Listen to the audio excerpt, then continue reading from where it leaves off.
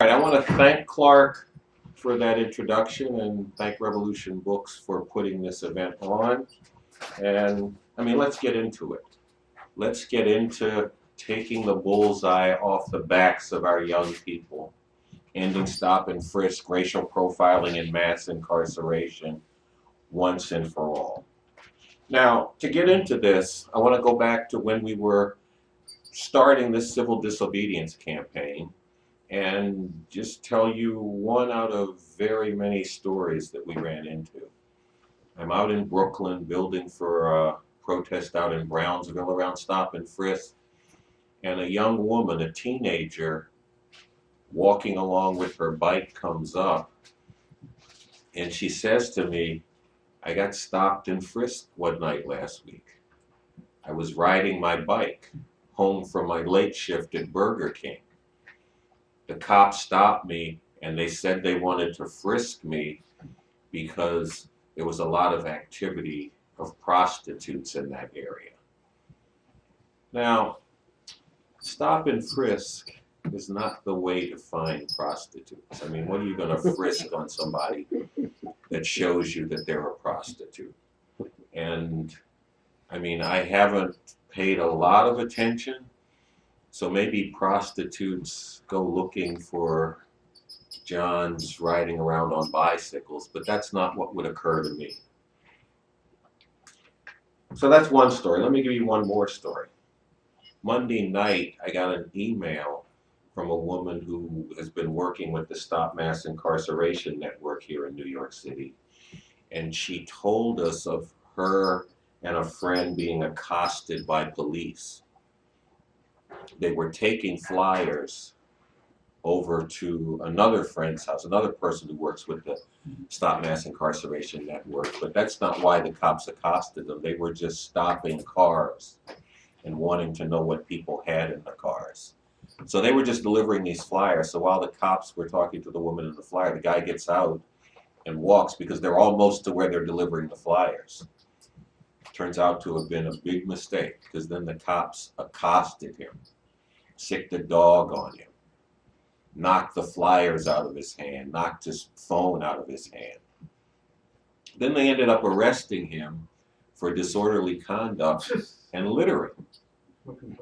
Because the flyers that he dropped were decided, okay, you were littering.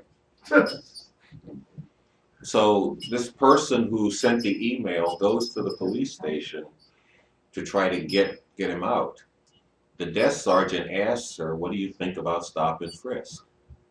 She told him the truth, probably in a little more descriptive language than I'm going to use, but she told him she opposed it and had something to do with her rights being violated by it. The desk sergeant says, I don't give a damn about your rights. Get the hell out of here. That's how that went. Now, see, these are two stories. Two stories out of hundreds of thousands. Because look, the NYPD in 2011 stopped and frisked 684,000 people. Most of them were black or Latino, 85%. Most of them were also male, even though I told you the stories about two women, because they're just kind of sticking in my mind right now. For the first quarter of 2012, they stopped and frisked more than 200,000 people. The numbers dropped after that, and we can talk about that and why and what that means. But what's been pretty consistent with this is that more than 5 out of 6 people they stop are black or Latino, and about 9 out of 10 people that they stop, the cops can't even come up with a reason to arrest them or write them a ticket. A lot of times people say, well, 9 out of 10 of them were doing nothing wrong. But some of the 1 out of 10 that get arrested or tickets written on them are also doing nothing wrong. Like the brother last night who was delivering leaflets and got accosted by the cops and knocked the leaflets out of his hands, and then of course he's littering. That's not something wrong. The people doing that and even less than that end up getting arrested, getting summonses written on them, and all this kind of stuff. Stop and frisk is about inflicting indignity and everyday brutality on oppressed people in this city. See, and New York City is one of the few cities that has written down a policy like this. I think Philadelphia has a written down stop and frisk policy. Um, San Francisco, Oakland area, one of the mayors there is talking about bringing stop and frisk in as an official policy. But look, even in the cities where they don't have an official policy, they practice the same kind of racial profiling. That's what this comes down to, just racial profiling, deciding that people are criminals based upon the color of their skin. Because when you look at the reasons that they give, furtive movements is the one most often cited. You tell me what that means. But then here's another one. Very often cited reason is the suspect looked away when we looked at it. But almost as often cited reason is suspect looked directly in my face when I looked at it. So in other words, suspect was a suspect no matter what the fuck he did. That's why I call it racial profiling. That's what it comes down to. See, and on top of this, you've got mass incarceration. 2.4 million people warehoused in prisons. 8 times as many as 1971. Again, over 60% of them black or Latino. This results from wars on drugs, wars on crime, which are actually wars on oppressed people, mainly on black and Latino people. Laws passed by Congress that specifically target the inner cities, like the crack powder cocaine disparity. Congress passed a law mandating 100-to-1 sentencing disparity, with crack cocaine getting 100 times the penalty of powder cocaine. You had to have 100 times as much powder cocaine to get the same penalty as crack cocaine. What was the scientific basis for that? Well, they brought 2 crackheads in to testify before Congress. And these crackheads said, crack is the most addictive thing in the world, man. I go crazy when I don't get my crack. Now, I mean, I don't know about you, but I would not take the testimony of 2 crackheads as, you know, they're crack addicts and they need help. But there was no, in other words, here's the point. They weren't going for any scientific evidence. It was just like a little fig leaf to cover what they wanted to do, which was to target people in the inner city. The wars on crime also get targeted there. That's where law enforcement focuses on trapping people up in the courts and in the jails. Then on top of this, you got the people killed by cops. And on average, since the 1990s, when we formed I was a co-founder also of the October 22nd Coalition to stop police brutality, repression, and the criminalization of a generation. And that coalition worked on a project called Stolen Lives, documenting people killed by the police, which we had to do on a grassroots basis because it turns out that no institution in the United States admits to collecting that information. If it's collected, they don't tell you about it. So we had to figure it out ourselves. And on that basis, we found that cops kill on average 200 plus people every year. Again, most of them are black or Latino. And more than half of them were unarmed and doing nothing wrong, involved in no criminal activity when they were killed by police. But despite this fact, it is exceedingly rare that a killer cop gets punished in any way. And when they do get punished, it just comes down to a slap on the wrist. And we do have to add to this killings by racist vigilantes. And that's especially important this month, because we're less than a week away from February 26th, 1 year since the racist wannabe cop vigilante, George Zimmerman, murdered Trayvon Martin. And again, let's just look at how that came down. He saw this young man walking along, talking on a cell phone, wearing a hoodie. And he decided he must be up to no good. What was the basis for that? It came down to the color of his skin. That's what that was. That's why Zimmerman stalked him, led to him ending up killing him. And then it also had a lot to do with the police finding Zimmerman standing over the dead body of Trayvon, taking him into custody and walking him into the front door of the police station and out the back door in very short time, deciding that nothing wrong had been done here. And I'm going to come back to that in a little bit, but we have to take that into account. And then also there's the murder of Jordan Davis, also in Florida, by a white man who decided that Jordan and his friends were playing their music too loud. This was back in last November. And then the guy fled the scene.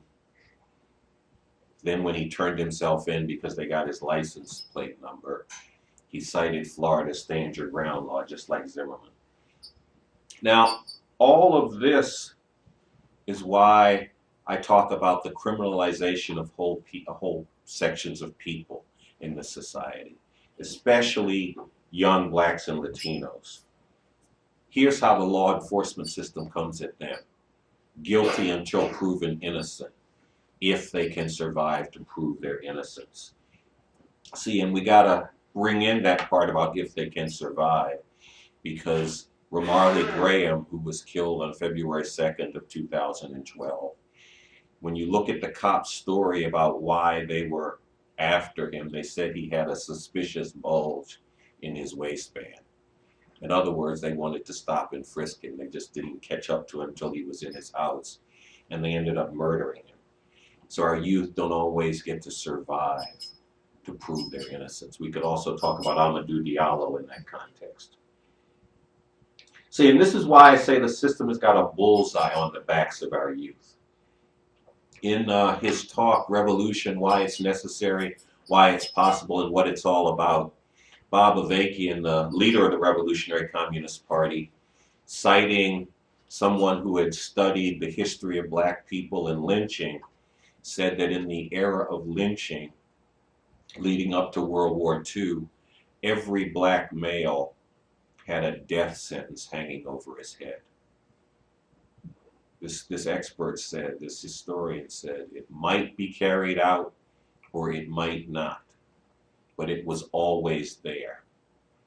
And that's what black people were up against in that period. But when we talk about today, every black and Latino youth has that bullseye, that's a similar death sentence potentially hanging over their heads. It might get carried out, it might not.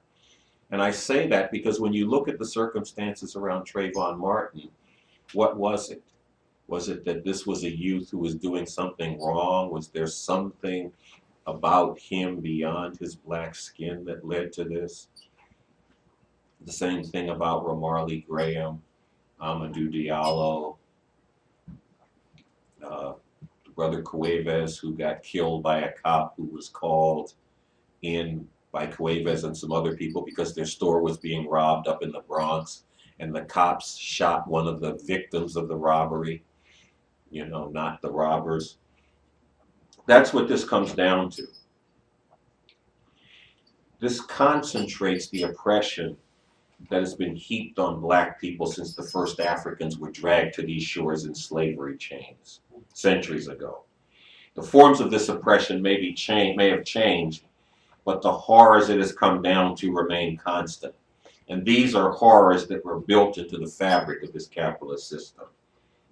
I'm going to talk about this a little more later. But look, if this was the only thing wrong with this setup, it would be reason enough to want to get rid of it through revolution and build a totally different and far better society and world in its place. And it is far from the only problem. I mean, look, 10 million children die every year of starvation and preventable disease. The reason they don't get the food or the medicine and treatment that they need is because there is no profit for it. No capitalist can make a buck on it.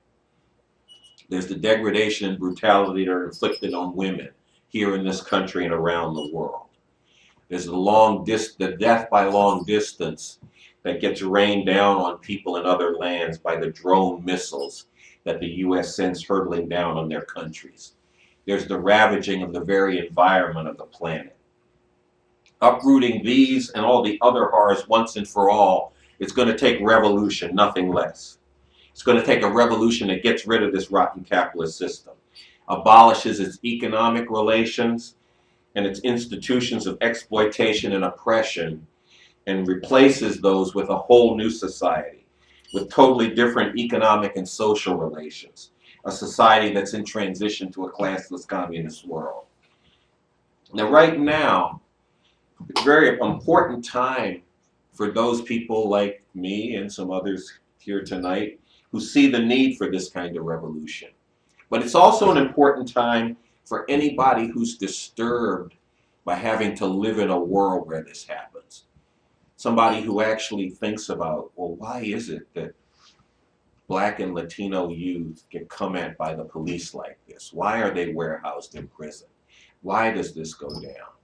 Somebody who learns that 10 million children die every year from things that could be prevented, like starvation or cholera, diseases like that. If you're somebody who's disturbed by that, it's an important time for you, because not only is there a way to break out of these horrors and end it all through revolution, but there's also a way to make that known in a society where that truth gets suppressed. And what I'm talking about is a film that's premiering Saturday, March 16th at 1 p.m. up at the Magic Johnson Theater in Harlem, titled B.A. Speaks, Revolution, Nothing Less. And there's cards and other material here around that, and I really encourage people to check that out. Because look, this film is one where Bob Avakian, the leader of the Revolutionary Communist Party, addresses the sources of all these horrors. And more importantly, he gets into how they could be ended once and for all through revolution, communist revolution. He speaks to the many great things that previous revolutionary societies have achieved, and also the errors and shortcomings of those previous societies. And he gets into how, on the basis of understanding what those errors were and breaking beyond them, we can go farther and do better the next time power is in the hands of the people. This film, B.A. Speaks, Revolution, Nothing Less, deals a body blow to the message that the imperialist rulers of this country hit us with from every angle. And that message is that you can't come up with a society that's any better than this hell on earth that they force us to put up with. This film contains the heart of the new approach to revolution and communism that Bob Avakian, B.A., has developed. And it shows the method that he applies to understanding the world in order to change it. So look, if you're somebody who's disturbed by these horrors, who wants to see a better world, then you need to see this film. But even more than that, you need to be a part of making this happen. You need to spread the word to other people about the premiere happening on March the 16th and bring others out to see it too. And like I said, tonight here, you can get hooked up with the effort to do that. We can talk about that. You can get material here at Revolution Books and be a part of the taking this out into the world and the discussions about what we're learning through we're doing this. Now, I want to talk about some of the other ways that we get told we should work to change things. Because I know, look, I'm telling you, revolution, nothing less is the way out of this, but I know we get told other things are the way to go. And let's talk about one that, this has been on my mind too, because when I went to the protest marking 1 year since the police murder of Marley Graham, one, I liked the fact that there were a couple hundred people out there. I liked the fact that dozens of us marched in behind the Stop Mass Incarceration Network banner. But one thing I didn't like was the way that people were saying, well, we got to get a new mayor. We got to get a new police chief. That's the way that we're going to deal with this problem. See, now, this view that getting rid of the politicians, getting rid of a police chief is going to deal with the problem of police brutality and police murder, let me just say it. This is played out bullshit. It's bullshit because it doesn't get to the heart of the problem, and it's played out because we did it before. I mean, here in New York, people were very angry, outraged about police brutality back in the 80s. racist killings here in New York back in the 80s. And one thing that came out of that is New York got its first black mayor, its first black police chief. When those two people went into those two offices, a lot of people was like, okay, now we dealt with it. Now we're going to get these police off our backs. What actually happened was in the months after Dinkins became the mayor, the number of police killings intensified, went up quite a bit. It was almost like they were delivering a message. Don't think anything is going to change by this. And fundamentally, nothing changed. That's what that came down to. See, and the same thing has been true in cities across the country. You get your black mayors, you get your new black police chiefs, you get your Latino police chiefs, and all of that, and that doesn't change things. The police still are brutalizing and murdering our youth. That ain't going to get at it. I mean, and look, we've had this country's first black mayor. He got elected in 2008. And a lot of people were telling me, because I was out there saying revolution is what we need to deal with this stuff. And people were like, no, we celebrate. We've made our revolution. We put Obama in the White House. I was up in Harlem. People were telling me that. I was down in D.C. at the inauguration. People were telling me that. He's going to deal with these police messing with our kids. He's going to deal with the wars. He's going to do this. He's going to do that. Well, I mean, he just got reelected, so he's had one term. What has he done about the way the police brutalize and murder our kids? What has he done about the way that blacks and Latinos are warehoused in prison? What has he done about the way the criminal injustice system comes at people? Not a damn thing. And see, when you get down to this and what it's based on, not only has he not done anything about it, but this has become a further way to beat people down, the fact that there's a black mayor. Because since his election in 2008, black president, you're right, sorry about that. Since his election in 2008, one thing that has been hammered steadily at people is that there are no more excuses. You hear this from right-wing commentators who did everything they could to keep him from getting elected. You hear him from Democrats who were behind him and promoting him to get in, and you also hear this stuff from him. And I'm going to get into that in a little bit too. And what they mean by that is like, okay, you might be able to say there was some racism in the past, and maybe that held you back. But hey, we got a black president now. We are beyond racism. We put that behind us. So there are no more excuses. So if you can't make it in America, it's your own fucking fault. They don't say the fucking part, but that's basically what it comes down to. That's what they're putting out to us. That's what they're saying. And look, Obama piles onto this himself. He piles on with his Father's Day speeches, where he talks about how youth who sag their pants, how absent dads, and how parents who don't turn off the TV and make the kids do their homework are the reasons that black people are lagging behind in the society. That is bullshit, but even more than that, that is putting the onus on the people being victimized by this society. See, and that's an important thing for us to get.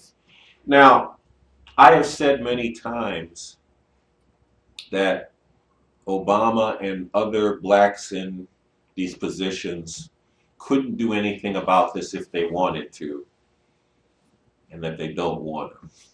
Well, let me talk about the first part, that they couldn't do anything about it. They can't do anything about it because this hell is built into the fabric of this system. I mean, let's look at what's gone down over the past few decades as the incarceration rate has increased 8 times. The factories that used to be in this country have been picked up and taken halfway around the world. looking for greater profit for the capitalists who own them, going to countries where they can work people in much more dangerous conditions and pay them far less, and therefore make more profit. What that has meant is that ways to survive and raise a family, legitimate ways, have been removed, particularly from people on the bottom of the society. On top of that, people in the inner cities are dealing with an educational system that's geared to failing the youth. None of this is stuff that poor black people, poor Latino people have done to themselves. These are things that the system has done to them.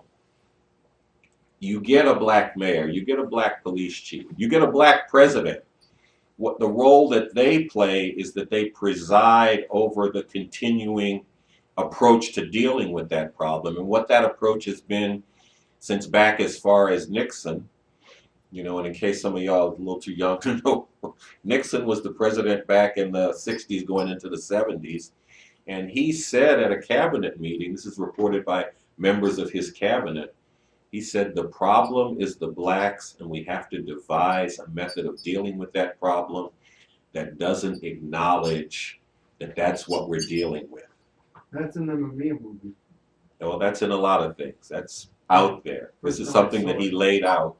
And what came off of that is the first modern wars on crime and wars on drugs, which were only being waged in black communities. Then they were expanded to the Latino communities as the Latino population grew in this country. So this is where this criminalization of the youth came from, and it developed along with the deindustrialization of the country. So that's what puts those two things together, and that's not going to be changed by getting a new president. You're going to get a president who's going to preside over it, because that's who you get to vote about. That's what we're dealing with. And there are other ways to go at this which come down to the same thing of not getting to the problem. You know, like, well, we can reform it, we can pass this law, we can lobby for this policy, this kind of stuff. And we could talk about that in the discussion. But look, it's like I said, it's going to take revolution, nothing less, to uproot all the degradation, all the misery that this capitalist system enforces on humanity. Now, this poses for us a question, an important question. What is it that we need to do now to get from where we are to the point where it would be possible to launch an attempted revolution in a country like this? Now, our party has a statement on the strategy for revolution where it says two things. The first thing it says is spread revolution everywhere. And an important form of that is what I talked to you about earlier, spreading the word on the premiere of this film. BA speaks, revolution, nothing less. That's the way that people are going to get introduced to revolution and to the leadership that we have for that revolution. The strategy statement also lays out that a big part of the answer is fighting the power and transforming the people for revolution. See, and what we're speaking to here with that is that people are up against a lot of shit. This system brings it down on them. And when people say, I've had it with this, and begin to stand up and resist, that's when they're most open to grappling with, well, where is this shit coming from? What's the source of it? What is it that we need to do about it? Who can we join with? Who can we ally with to do it? And it's when they stand up and resist in that way that they're more open to all of this. We've seen this in our Stop and Frisk campaign. You know, like we're going out around Stop and Frisk and people are telling us you can't do nothing about it. Then when we rolled into Harlem with a couple hundred people protesting Stop and Frisk and about 36 or so of us getting arrested, people in the projects were high-fiving each other. And they were saying, they even had a Jewish dude out there. There was a Jewish dude got arrested. See, and what it was saying to them was, there are other people besides us who don't like this shit. There are people that we can connect up with when we stand up and fight back. That's what people were getting out of this. And they need to get out of this, what's the source of this problem? And how can we end it once and for all? And that's something that those of us who see the need for revolution have to be bringing to people.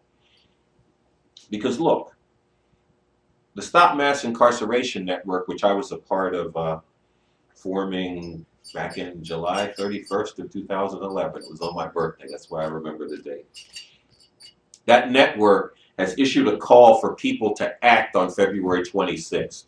February 26th, 1 year since the vigilante murder of Trayvon Martin. That's an important day to act for two interrelated reasons. One reason is when you look at what's going on with that case, because at the very beginning of that case, they let the killer walk free. People exploded in rage, not only in the area down in Sanford, Florida, but all across the country. So they backed up and said, well, we'll look at this again. Maybe there was a crime committed here, so they charged him with murder. But they still got that stand your ground law, which they used to exonerate him the first time. And there's maneuvering going on that could very easily cut him loose again, either on the stand your ground law or in a trial where the prosecutors, who do very well when it's time to railroad blacks and Latinos into prison, all of a sudden seem to forget how to prosecute when they're prosecuting police or racist killers like George Zimmerman. The only thing that will, look, we got to make it like we will not stand by silently while you do this. Now, the system might cut him loose anyway. They might go ahead with it, but they need to know that if they do it, they will be doing it in the face of large numbers of people who have not forgotten about this case, who have not gone to sleep about it, who have not moved on to the next thing. That's an important part of why people have to act powerfully on the 26th. There's a call for people to wear hoodies on that day, to take pictures of themselves wearing hoodies, themselves and others that they mobilize wearing hoodies. Here in New York, people are going to gather in Union Square in the afternoon. Is it people holding up four fingers? That's 4 o'clock. Okay, they're also going to gather uptown at 135th and St. Nicholas in the park at 3 in the afternoon. They're going to get an earlier start. People need to be a part of that, and they need to be a part of building for that, mobilizing, bringing other people into it. And like I said, there's another reason. Because look, we need to develop a movement of resistance to this hell that they bring down targeting blacks and Latinos around the criminal injustice system. There needs to be a movement nationwide in the tens and hundreds of thousands and ultimately in the millions, because what they're doing comes down to trying to beat down an important section of people and see to it that they can't do anything about what gets done to them. Because they fear, you know, a lot of people say, well, they're doing this because they hate us. And they're actually right. There are a lot of people around this country who hate black and Latino people, but more importantly, they fear them. They fear what that section of society will do in the face of all the hell they bring down on them. They look back at the 1960s and what happened when black people stood up against what was coming down on them, and how that sparked a broader revolutionary movement. They don't want to see that happen again. Well, from our end, in terms of working to build a movement for revolution, we can't allow that section of people to be beaten down so far that they can never lift their heads and do anything about what gets done to them. Because that's a very crucial section of people for the prospects of making revolution. We can get into that in the discussion. I'm going to close this off. I've gone on a little bit longer than I thought I was. But if you want to talk about it, we can. And what I was going to say is that this is something that the interview that Cornel West does with Bob Avakian, which I believe there's copies of here that you could get. He goes into, they're waving their hands back there, so there are. He goes into this thing of what section of this society is going to be an important basis for this revolution, and we can get into that. But people need to get hooked up with this move to act on the 26th, and they need to get hooked up with the Stop Mass Incarceration Network to continue to build that resistance after the 26th. Because look, I come at it like we need revolution and nothing less to deal with this once and for all. But if you're coming from wherever, if you think this hell needs to stop, then you got to be a part of standing up and saying no more to it. And as we fight together, we can dig into what's it going to take to end it once and for all. And, you know, I was somewhere where Cornel West spoke last night, and I said, well, you know, that brother's a Christian revolutionary, I'm a communist revolutionary, and we find that we act together because we hate injustice. We share that, and I'm working on him. I'm trying to get him to see that, like, communist revolution, not Christian revolution, is the way to deal with this once and for all. Of course, then he said, well, I'm working on that brother on the God question. I don't think he's going to get me on that one because that's one I've looked into a lot. But look, people need to stand up. They need to fight back. We need to take this shit on. And like I say, it's going to take revolution, nothing less, to take the bullseye off the backs of our youth. And on the theme of revolution, nothing less, there is this premiere. People need to get hooked up with it. BA Speaks, Revolution, Nothing Less. March 16th, Saturday, 1 o'clock, Magic Johnson Theater up in Harlem. 124th Street and Fred Douglass Avenue. But people need to act, and to act on their principles. And as they act on those principles, they need to be digging into what is it going to take to lift this bullseye off the backs of our youth and to deal with all the other misery and degradation that humanity is up against today.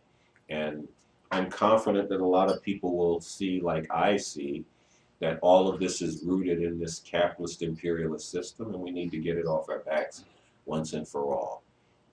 But we need to be contributing to a day when this idea of a young man with black skin walking along at night wearing a hoodie is seen as a young man with black skin walking along, you know, a young human being who happens to be black walking along with a hoodie, not someone that the police have a green light to brutalize or murder and know with near absolute certainty that they can get away with it. That's the day, that's the kind of situation that we need to be putting our efforts to. And, you know, like I said, I think it's going to take revolution, nothing less, to pull that off. But we should have some discussion here. People can comment on that and everything else that I said, maybe some things that I didn't say. So that's it.